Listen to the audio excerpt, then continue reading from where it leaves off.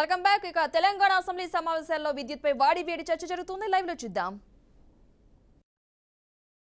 నష్టం జరిగే అవకాశం ఉంది కాబట్టి అభివృద్ధి వేర్వేరు ప్రాంతాల్లో కూడా పెట్టాలి విద్యుత్ ఉత్పత్తిని అనేది కూడా ఒక వాదన ఉంది అధ్యక్ష. ప్రపంచవ్యాప్తంగా ఇవన్నిటిని దృష్టిలో పెట్టుకొని శాస్త్రీయంగా ఆలోచించి నల్గొండ జిల్లా ప్రజల గురించి ఆలోచించే మేము అది ఇక్కడ పెట్టడానికి నిర్ణయం తీసుకున్నాం అధ్యక్ష. దానికి ఏందో జరిగిపోయింది, నల్గొండలో పెట్టడం పెద్ద నేరం, నల్గొండ జిల్లా ప్రజలందరూ కూడా తెలంగాణ వాళ్ళు కారు, మేము ఇంకెక్కడో పెడతాం అన్న పద్ధతుల్లో దాన్ని తప్పైనట్టు చిత్రీకరిస్తూ ఉన్నారు. నేను సభ ద్వారా నల్గొండ జిల్లా ప్రజలకు కూడా విజ్ఞప్తి చేస్తూ ఉన్నా, ఇక్కడ జరుగుతున్న చర్చలు ఏం జరుగుతున్నాయో ప్రజలారా గమనించండి. నల్గొండ పట్ల ఏముందో ఈ ప్రభుత్వ వైఖరి ఒకసారి చూడాలని చెప్పి కూడా నేను నల్గొండ జిల్లా ప్రజలకు కూడా విజ్ఞప్తి చేస్తా ఉన్నా అధ్యక్ష. ఈ సందర్భంగా అధ్యక్ష ఇవాళనే వారు కిషన్ రెడ్డి గురించి ప్రస్తావించారు. కిషన్ రెడ్డి గారి ప్రస్తావన స్పష్టంగా ఉంది. మరి ఎందుకు తీసుకోవట్లేరు, ఎందుకు చెప్తలేరు అధ్యక్ష? మేము పోయి 8 నెలలు మేము అనుమతి ఇవ్వాలన్నా అధ్యక్ష? పీపీఎం ఏం చేసుకుంటాం అధ్యక్ష? పీపీఎం ఏం చేసుకోవాలన్నా ఇవాళ ఎన్టీపీసీతోని? 8 నెలలు, ఒక్కరోజు కాదు 2 రోజులు కాదు, వీళ్ళు వచ్చి ప్రభుత్వానికి 8 నెలలు దాటినాయి. ఎవరు చేయాలండి? ఎవరు చేయాల్సిన బాధ్యత ఎవరి మీద మాట్లాడుతున్నారు? మమ్మల్ని పెట్టుకోమంటే సంతకాలు మేము వచ్చి పెడతాం. మరి మీ విద్యుత్ శాఖ మంత్రి, మీ ముఖ్యమంత్రి ఆర్డర్ ఇవ్వాలన్నా అధికారులకు? మేము ఇవ్వాలన్నా? మీరు చేసిన బాధ్యతను కూడా మా మీద పడేస్తూ 8 నెలలు అయింది, ఇంకా ఏదో తెల్లారైనట్టు ఇంకా మమ్మల్ని వదిలేయండి, ఇంకా మేము నేర్చుకుంటాం, అప్పుడే మాట్లాడతారా, అప్పుడే మా మీద దాడి చేస్తారా? ఏందండి ఇది? అది కాదు కదా. మీరు బాధ్యత, ప్రతి క్షణం బాధ్యత ప్రభుత్వం అంటే. అధ్యక్ష ఇక వీరు విద్యుత్ గురించి వెళ్ళి మాట్లాడుతున్నారు. మేం చాలా అద్భుతంగా విద్యుత్తుని ఇస్తున్నాం, మొత్తం మీరు అబద్ధాలు ఆడుతున్నారు అధ్యక్ష. ఎక్కడైనా హెల్ప్ లైన్ అంటే మాకు సహాయం అవుతుంది అని అనుకొని హెల్ప్ లైన్లకు ఫోన్ చేస్తారు ప్రజలు. మేము పెట్టింది కూడా ఆనాడు ఆ ఉద్దేశంతో పెట్టినాం. విద్యుత్ ఎక్కడైనా పోతే 10 నిమిషాలు రాకపోతే నాకే ఫోన్ వచ్చేది అధ్యక్ష. నేను ఫోన్ రిసీవ్ చేసుకున్నా. ఆదిలాబాద్ నుంచి, ఎల్బీ నగర్ నుంచి డైరెక్ట్ నాకు కూడా వచ్చే సందర్భంలో నేను అడిగేది వాళ్ళను, అరే మీ దగ్గర ఏఈ లేడా, టీఈ లేడా, ఎందుకు నాకెందుకు చేస్తున్నాడు డైరెక్ట్గా నా నెంబర్ ఎక్కడిది అని. సార్ ఆన్లైన్లో చూసినాం, మీకే చేస్తున్నాం, హెల్ప్ లభిస్తుంది, సాయం లభిస్తుంది అని. కానీ దురదృష్టవశాత్తు వల్ల ఆ హెల్ప్ లైన్ వాళ్ళ మీద కేసులు పెట్టడానికే ఉపయోగపడుతుందని మేము అనుకోలేదు అధ్యక్ష. ఇంత దుర్మార్గం ఇది. హెల్ప్ లైన్ కొరకు హెల్ప్ చేయమని ఫోన్ చేస్తే కేసులు పెట్టి జైలు పంపించే గొప్ప ప్రభుత్వం వచ్చిందని ప్రజలు మాట్లాడుకుంటున్నారు అధ్యక్ష. అవతల జర్నలిస్టుల మీద కూడా చివరికి సబ్జెక్టే అధ్యక్ష, ఇది సబ్జెక్టే, నేనే డిబేట్ కావట్లే. Subject, this is very much subject, I'm not debating అధ్యక్ష. ఎవరు చివరికి సునీత కృష్ణన్ పద్మశ్రీ అవార్డీ, మిగతా పక్కన పెడదాం. సునీత కృష్ణన్ గారు repeated complaints to TG SPDCL for the last more than 2 hours regarding power cut, standard response, no relief yet. This is very inconvenient. The apathy of the department not to give the true picture more concerning. ఇవి పెట్టింది. అయితే అధ్యక్ష ఎక్కడైనా పెట్టగానే ఆ ప్రాంతంలో సరి చేస్తారు విద్యుత్. కానీ లైన్ మీద ఇంటికి పోయి మీరు పెట్టిన పోస్ట్ తీసేయాలి. ఎందుకు తీసేయాలి అని మనం అడిగితే మాకు పైనుంచి ఒత్తిడి ఉంది అధికారుల నుంచి. చివరికి ఎక్కడి దాకా పోయారు అధ్యక్ష, మీరు ఇట్లే పోస్ట్ పెడితే మీకు కరెంట్ ఏజెంట్ కట్ చేస్తాం. చివరికి వాళ్ళ పేరు చెప్పుకోలేక ఎవరికో జర్నలిస్టు చెప్తే వారు పెడితే వారి మీద కేసు, రేవతి అన్న మీద కేసు. ఇదే అధ్యక్ష వీరు పవర్ ఇస్తున్న విషయం. డిప్యూటీ సీఎం గారు మేము కరెంట్ ఇవ్వలే, మీరు అంతా మీరే అబద్ధాలు మాట్లాడుతున్నారు. గాంధీభవన్లో పోయింది, వాళ్ళ మంత్రులు మాట్లాడే కాడ పోయింది, వాళ్ళ నాయకులు మాట్లాడే కాడ పోయింది.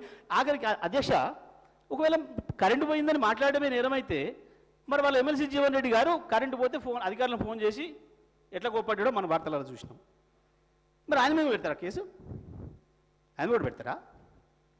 ఇదా ప్రభుత్వం నడిపే విధానం? ఇదా విద్యుత్ ఇచ్చే విధానం? హైదరాబాద్లో 100, ఇక మెదక్ జిల్లాలో ధర్నా వచ్చిందనుకో, హరీష్ రావే చేయించిండు. ఆడ కరెంటు కట్ అయిందని అనుకో, హరీష్ రావే కట్ చేయించిండు.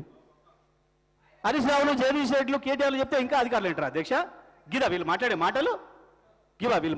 ఇదా పద్ధతి అధ్యక్ష?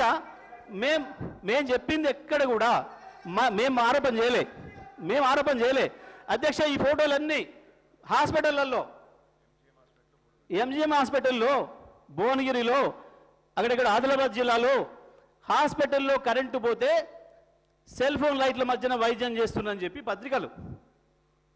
మరి నాశ తెలంగాణలో మీ పత్రిక అనొచ్చు మీరు చూపిస్తే, కానీ ఇండియన్ ఎక్స్ప్రెస్ లాంటి పత్రికలు, ఈనాడు లాంటి పత్రికలు, ప్రతి పత్రికలో అన్ని పత్రికల్లో వస్తున్నాయి వార్తలు. మరి ఇవన్నీ కరెంటు పోకున్నా వాళ్ళు రాస్తున్నట్ట డిప్యూటీ సీఎం గారు మాట్లాడిన మాట. అసలు విద్యుత్ అయిపోలేదు అధ్యక్ష.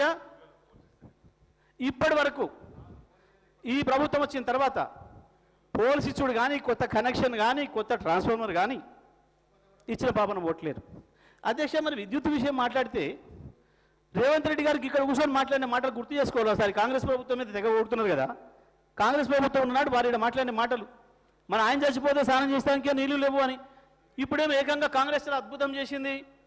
కాంగ్రెస్ ఉన్నప్పుడే కరెంట్ ఉండే, మధ్య కేసీఆర్ వచ్చే కరెంట్ తీసేసిండు. మీరు ఆయన చచ్చిపోయినాడు, కేసీఆర్ లేడు కదా, ఆయన చచ్చిపోయినాడు, ఉన్నది కాంగ్రెస్ ప్రభుత్వమే కదా అధ్యక్ష. నేను రాజకీయాలు పోదలుచుకోలేదు కానీ మీరు మాట్లాడిన మాట అధ్యక్ష మాట్లాడుతున్నాను అధ్యక్ష, సబ్జెక్టే మాట్లాడుతున్నాను అధ్యక్ష. నేను మేము చాలా స్పష్టంగా చెప్పినాం. చంద్రబాబు నాయుడు గారు వారు నేను చెప్పిన మాటనే అర్థగంట చెప్పిండ్రు. నేను ఒకటే మాటలు చెప్పిన, విద్యుత్తును ఉత్పత్తి సామర్థ్యాన్ని బట్టి షేర్ చేయలేదు, విద్యుత్తును వినియోగాన్ని బట్టి షేర్ చేసేదనే మాట ఒకటే మాటలు చెప్పేసి నేను. ఎందుకంటే మీరు ఎక్కువ సమయం ఇయ్యరు కాబట్టి, కష్టమవుతుంది కాబట్టి, సభ్యులు ఉన్నారు కాబట్టి, దానికి అర్థగంట మాట్లాడారు ముఖ్యమంత్రి గారు వచ్చి దాని విషయంలో. అయితే పాపం వాళ్ళనే చెప్పుకోలే అన్నాడు. మరి వీళ్ళు ఎంపీలు, కాంగ్రెస్ ఎంపీలు, ఎమ్మెల్యేలు అందరూ పోయి చేపాలెడ్డి కాడ కూర్చొని కొట్లాడి వీళ్ళందరూ కలిసి కుస్తీలు బట్టి 53% చేయించారు మనకన్నమాట. వాళ్ళే చెప్పలే, వార్తలు కూడా చూడలేదు మేము ఒక్కరోజు కూడా. మరి ఆ రోజు వీరు తెలుగుదేశం నుండి వీరికి ఎట్లా తెలిసినో సరే. జైపాలరెడ్డి గారు అంటే వాళ్ళ మామగారు కావచ్చు, ఇప్పుడు ఆయన గొప్ప కనపడవచ్చు. అయ్యలా జైపాలరెడ్డి గారు ఉన్నాడు, ఒకరోజు కూడా వార్తలు వీరికి ఎప్పుడు సంబంధం లేవు. కానీ మరి వీళ్ళందరూ జైపాలరెడ్డి గారి కాడికి పోయి కూర్చున్నట్టు ఆ సర్టిఫికేట్లు ఎందుకు ఇప్పుడు ఇస్తున్నాడో మాకు అర్థం కావట్లేదు అధ్యక్ష. ఇందులో ఇక కమిషన్ అధ్యక్ష మంచి ప్రస్తావన తెచ్చారు కమిషన్ విషయం అధ్యక్ష. 100% నేనే ఇట్లాంటి ఆరోపణలు, వీళ్ళు పసలేని ఆరోపణలు చేస్తూ మీ ముందేందో 10,000 కోట్లు సంపాదించిండు, ఏమంటే 20,000 కోట్లు సంపాదించిండు. ఈయన అయింది డమ్మీ మంత్రి. మరి డమ్మీ మంత్రి 20,000 కోట్లు సంపాదిస్తున్నావు, ఒరిజినల్ మంత్రి 20 లక్షల కోట్లు సంపాదిస్తున్నావా? ఎటు సంపాదిస్తున్నావు అధ్యక్ష? అధ్యక్ష హరీష్ రావు డమ్మీ. కె వెంకటరామరెడ్డి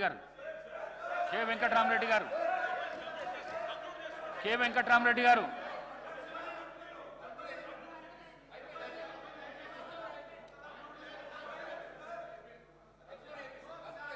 వారికి ఇచ్చిన సమయము అయిపోయింది. ప్రసంగాలకు డీవియేషన్ ఓంగా గంట పైన మాట్లాడండి. చర్చకు సంబంధించి మాట్లాడితే ఎంత సమయం అన్నా ఇవ్వచ్చు, ప్రసంగాల కోసం ఎందుకు? అధ్యక్ష నేనే స్వయంగా ఈ సభలో మీ సాక్షిగానే వారి ఇష్టం వచ్చిన ఆరోపణలు చేస్తున్నప్పుడు నా ఆస్తుల మీద నా మీద విచారణ చేసుకోండి అని చెప్పిన. ఆ రోజు చెప్పిన దానికి ముఖ్యమంత్రి గారు వెంటనే కమిషన్ ఏర్పాటు చేస్తున్నామని సంతోషం వెల్కమ్ చేసినాం. అయితే కమిషన్ ఎట్లుండాలి అధ్యక్ష? ఎంత నిక్కచ్చిగా, ఎంత పద్ధతిగా ఉండాలి కమిషన్ మీద అపాయింట్ చేసే అభ్యర్థి? అధ్యక్ష మీరు ఏ కమిషన్ అయితే ఎవరినైతే నియమించిండ్రో ఆ అభ్యర్థికి వ్యతిరేకంగా వారు భూ కబ్జాదారుడు అని చెప్పి ఆనాటి పిసిసి ప్రెసిడెంట్ గారు ఉత్తమ్ కుమార్ రెడ్డి గారు, వి హనుమంతరావు గారు గౌరవనీయులకు చెప్తా ఉన్నాము. కమిషన్ కు సంబంధించిన చైర్మన్ అంశం ప్రస్తావనకు ఈ సభలోకి తీసుకురావడం సరికాదు. నేను ముఖ్యమంత్రి గారు మాట్లాడింది చాలా బ్రాడ్ పర్స్పెక్టివ్ గా మాట్లాడారు. వారి సంబంధిత కమిషన్ కు సంబంధించిన చైర్మన్ వ్యక్తిగత విషయాలు ఈరోజు సభలో మాట్లాడటం సరికాదు. సెకండ్ థింగ్, టెక్నికల్ అంశాలకు పోవటం సరికాదు, సబ్జెక్టీస్ ఉన్న విషయం అధ్యక్ష. దయచేసి వారికి కూడా తెలుసు. నేను ఈరోజు ఇప్పుడు కూడా కోరుతా ఉన్నాను అధ్యక్ష. ఇప్పటి వరకు గౌరవనీయులు జగదీశ్వర్ రెడ్డి గారు మాట్లాడింది 1 గంట 6 నిమిషాలు. మేము మా గౌరవ ముఖ్యమంత్రి గారు మేమందరం మాట్లాడింది దాన్ని తీసిపోగా 1 గంట 6 నిమిషాలు మాట్లాడారు. గంట మేము మాట్లాడలేదు సార్. మేము వారి ప్రత్యేకంగా చెప్తా ఉన్నాం. మీరు కూడా సమయం చూసుకోండి అధ్యక్ష. దయచేసి మీరు వారిని కంక్లూడ్ చేసి ఇంకో సభ్యులకు అవకాశం ఇవ్వాలని మీ ద్వారా కోరుతా ఉన్నాం అధ్యక్ష. ప్లీజ్ జగదీశ్వర్ రెడ్డి గారు. అధ్యక్ష కమిషన్ విషయం నేను తెలియదు అధ్యక్ష. అసలు ఆ ముచ్చటే రాలేదు నేను మాట్లాడేటప్పుడు. మీరు చూసిండ్రు, ప్రజలు కూడా చూసిండ్రు. కమిషన్ విషయం తెచ్చింది వారు ముఖ్యమంత్రి గారు. మరి సబ్ జ్యుడిస్ అయినప్పుడు వారు ఎట్లా తీస్తారండి? వారు తెచ్చిందా మీరు నన్ను మాట్లాడుతుంటే? వారు మాట్లాడేటప్పుడు సబ్ జ్యుడిస్ కాదు, కానీ నేను మాట్లాడేటప్పుడు సబ్ జ్యుడిస్ ఎట్లయితుందండి ఏలే మినిస్టర్ గారికి? ఇది ఆశ్చర్యంగా ఉంది. పైగా అది జ్యుడిషియల్ ఎంక్వైరీ కాదు అధ్యక్ష,